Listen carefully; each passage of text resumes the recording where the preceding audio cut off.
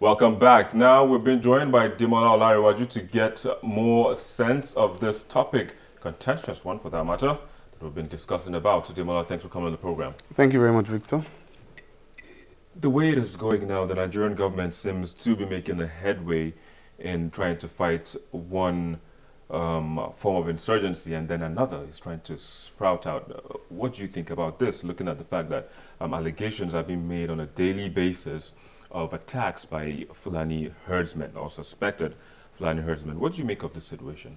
Well, I think that the headway in terms of the Boko Haram is, while commendable, I think it is we are going to have the spillover effects of it, and it's one of those things is going to be the Fulani herdsmen crisis that we're having. To be candid, these are issues that have been going on. I mean, Nigeria has always had this crisis, across the Middle Belt and across many states like that. So, but right now things are coming. I think it is becoming more. It is getting out of hand. We're having cases where people are being killed in various states in the Middle Belt. We're having issues where, even almost down to the southwest and so on and so forth. I think in our national security plan, such a thing has to be factored into it. We have to, at a point, sit down and look into the issue of Fulani herdsmen attacking dwellers. So it's always been mostly with farmers, maybe sometimes communal clashes, probably between settlers and the indigents. Just some months back, the governor of Plateau State, I beg your pardon, Benue State and Taraba, they had this parley. Where do you see this parleys going forward? Sometimes people will think that it's just mere talk, but they need action for such insurgencies or such unwanted happenings to be nipped in the bud. Well, I think it is important, for those at the helm of affairs of these states to continue to talk. But at the same time, I think, the security apparatuses of the country must be alive to their responsibilities. We need more intelligence on what goes on. Apart from that, there's also the cultural approach, which has to be necessary to solving the issue. There has to be that cultural approach. I know that some governors were at a time saying that they want to delineate places where herdsmen can graze, so that they do not affect the farms of the farmers and so on and so forth. But, how would that play into the mentality of the Fulani herdsmen or the herdsmen who believe that, wherever the cows or wherever their animals want, the animals can graze, even if it's in another person's farm. So eventually, I think we are going to need to talk more. I remember there was about 2 years ago or just last year, there was a 3 or 4 day program to address, the issue of dwellers versus the herdsmen, in Abuja.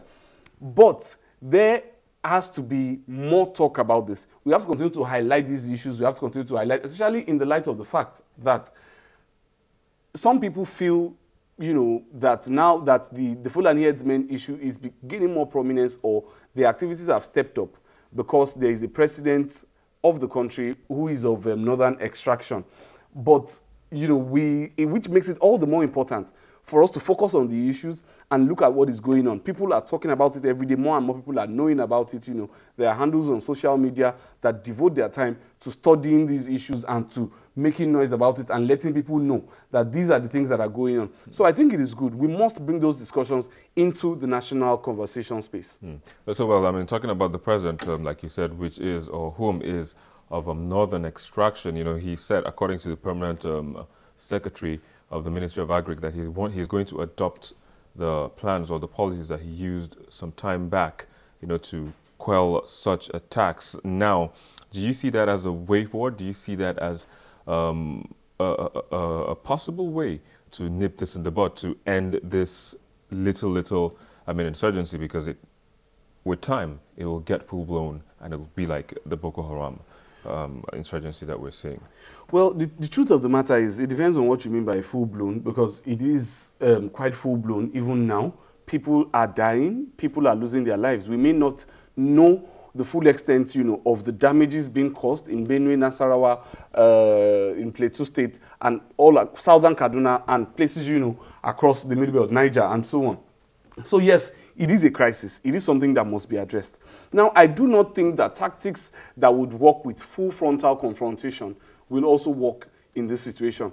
Yes, there has to be protection. There has to be but more importantly, there has to be a clear code of conduct, a clear code of engagement to the herdsmen, so that they would understand that, look, you have to respect the rights of farmers. You know, you have to respect the rights of dwellers. I think that message needs to be sent, and it needs to be sent urgently. Needs to be sent and needs to be sent urgently. I hope the authorities are watching, and also they will do something about this. Olarewaju, thank you for coming on the program. So your names are just get tripped out. Thank you. Yeah, but it's a nice name. And exactly. Well, thanks for coming on the program. Pleasure is mine. Of course. That's where we are at the moment, but we'll take a quick break, and when we return, we'll see your comments coming through our social media platforms. We'll take a look at some of them and also review the most 5 viewed videos on our YouTube channel in the past week. Please join us again.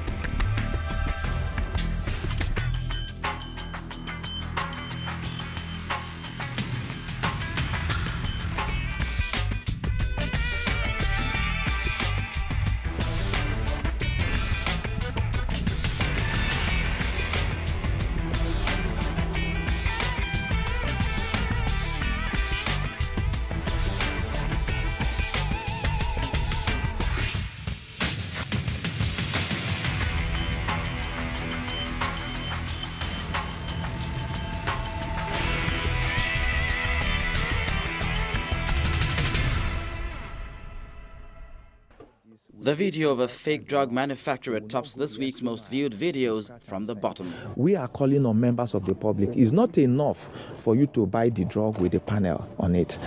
Go the extra mile by scratching and sending it to the number that is indicated. If there's no response, don't buy. Next in fourth is the video of former Nigerian President Olusegun Obasanjo refusing to reveal to reporters the outcome of his meeting with President Muhammadu Buhari. No, Joe.